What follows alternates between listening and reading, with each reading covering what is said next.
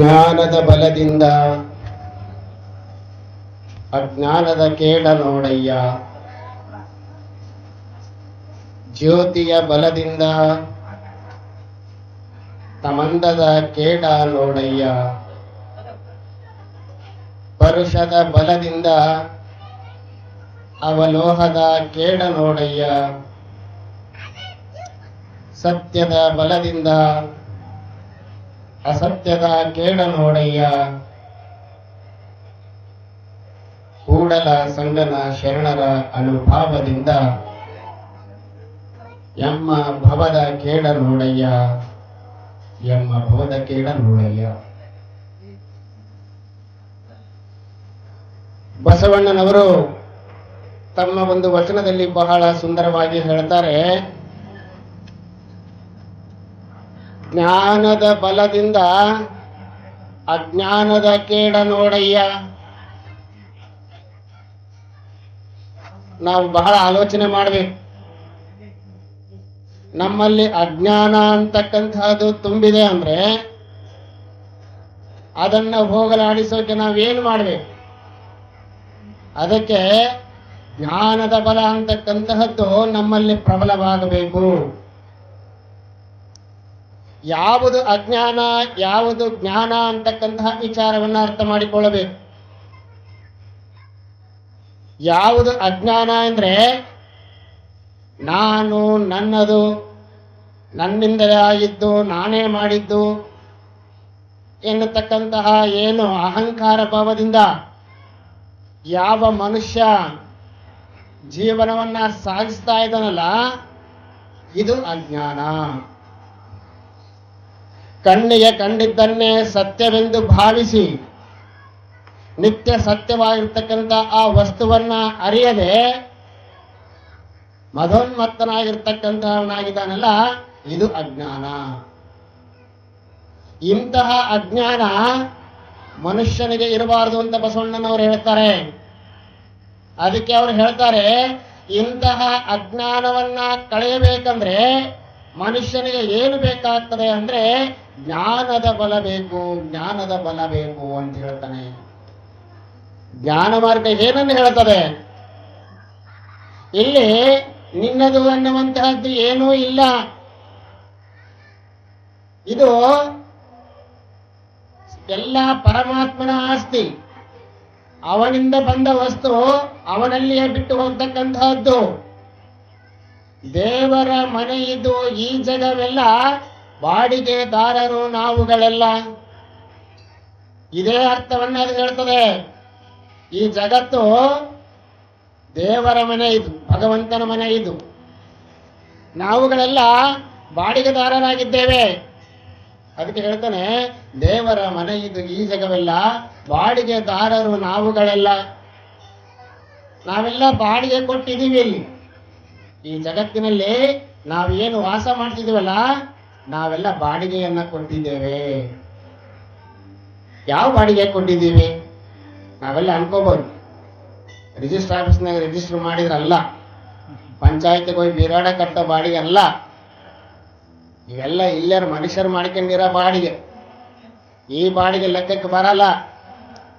ಆ ಭಗವಂತ ಕೇಳುವಂತಹ ಬಾಡಿಗೆಯೇ ಬೇರೆ. ಯಾವ ಬಾಡಿಗೆ ಅಂದ್ರೆ ನೀನು ಗಳಿಸಿರ್ತಕ್ಕಂತಹ ಪುಣ್ಯದ ಬಾಡಿಗೆ. ನಿನ್ನ ಪುಣ್ಯಕ್ಕೆ ಅನುಗುಣವಾಗಿ ನಿನಗೆ ಕರುಣಿಸ್ತಾ ಇದ್ದೀನಲ್ಲ, ಇಷ್ಟನ್ನೇ ಅನುಭವಿಸಂತೇಳಿ ಅದು ಅವನ ಬಾಡಿಗೆ. ಅದಕ್ಕೆ ಭಗವಂತ ನನ್ನ ಪಾಲಿಗೆ ಏನು ಕೊಟ್ಟಿದ್ದಾನೆ ಅದನ್ನು ಮಾತ್ರ ನಾನು ಅನುಭವಿಸ್ತಾ ಇದ್ದಾನೆ.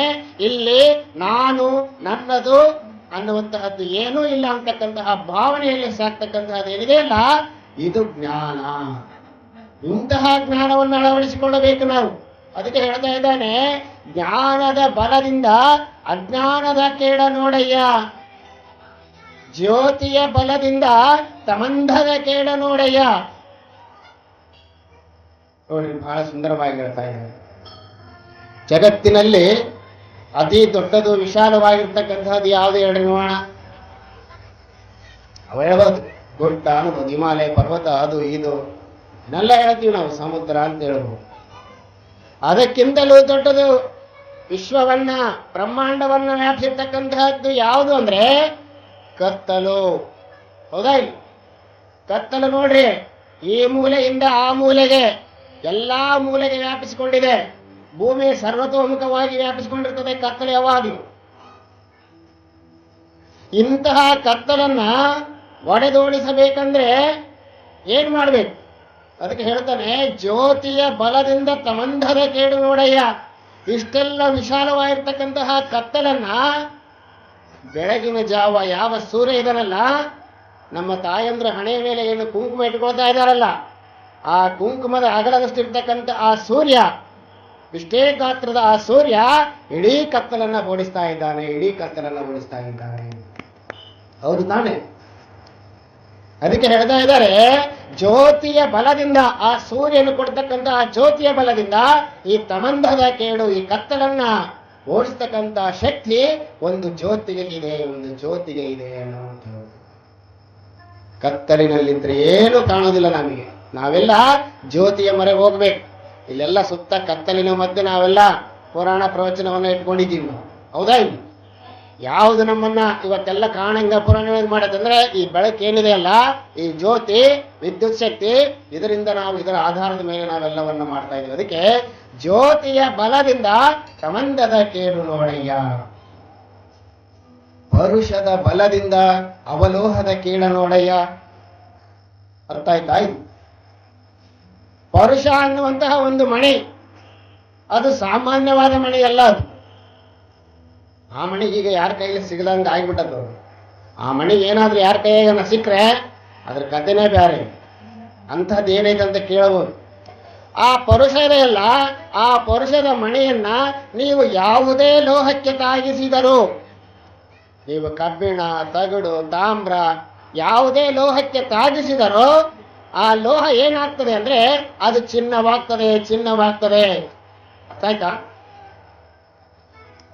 ಆ ಒಂದು ಪರುಷಕ್ಕೆ ಅಂತಹ ಒಂದು ಶಕ್ತಿ ಇದೆ. ಅದಕ್ಕೆ ಹೇಳ್ತಾರೆ, ಪರುಷದ ಬಲದಿಂದ ಅವಲೋಹದ ಕೇಳ ನೋಡಯ್ಯ. ಆ ಪರುಷ ಯಾವ ಲೋಹಕ್ಕೆ ತಾಗಿಸಿದರೂ ಕೂಡ ಆ ಲೋಹವೆಲ್ಲ ಬಂಗಾರವಾಗ್ತದೆ, ಬಂಗಾರವಾಗ್ತದೆ. ನಮ್ಮ ತಾಯಂದ್ರಿಗೆ ಸಿಗಬೇಕು ನೋಡೋದು. ಯಾವ್ದಕ್ಕೆ ಹೇಳ್ರಿ? ಬಂಗಾರ ಏನ್ ತುಟ್ಟಿ ಆಗೈತ್ರಿ ಇವಾಗ? ಭಯಂಕರ ತುಟ್ಟಿ ಆಗ್ಬಿಟ್ಟದೆ, ಬಹಳ ತುಟ್ಟಿ ಆಗ್ಬಿಟ್ಟದೆ ಬಂಗಾರ. 50,000 60,000 ದಾಟಿ 70 ಅಡಿ ದಾಟಿ 1,00,000 ಸನಿಮಕ್ಕೆ ಬಂದ್ಬಿಟ್ಟದಾಗ್ಲೆ. ಅದಕ್ಕೆ ಅಂತಹ ಪರುಷಕ್ಕೆ ಎಂತ ಶಕ್ತಿ ಇದೆ ಅಂದ್ರೆ ಸಾಮಾನ್ಯ ಲೋಹವನ್ನೂ ಕೂಡ ಬಂಗಾರವನ್ನು ಮಾಡ್ತಕ್ಕಂತಹ ಶಕ್ತಿ ಇದೆ. ಪರುಷದ ಬಲದಿಂದ ಅವಲೋಹದ ಕೇಳ ನೋಡಯ್ಯ, ಸತ್ಯದ ಬಲದಿಂದ ಅಸತ್ಯದ ಕೇಳ ನೋಡಯ್ಯ. ಜಗತ್ತಿನಲ್ಲಿ ತುಂಬಿಕೊಂಡಿರ್ತಕ್ಕಂತಹ ಈ ಸುಳ್ಳು, ಈ ಮಾಯೆ ಏನಿದೆಯಲ್ಲ, ಇದರ ಕೇಡಾಗಬೇಕಂದ್ರೆ, ಇದು ನಮ್ಮಿಂದ ತೊಲಗಿ ಹೋಗ್ಬೇಕಂದ್ರೆ ನಾವು ಸತ್ಯದ ಮಾರ್ಗವನ್ನ ಹಿಡಿಯಬೇಕು.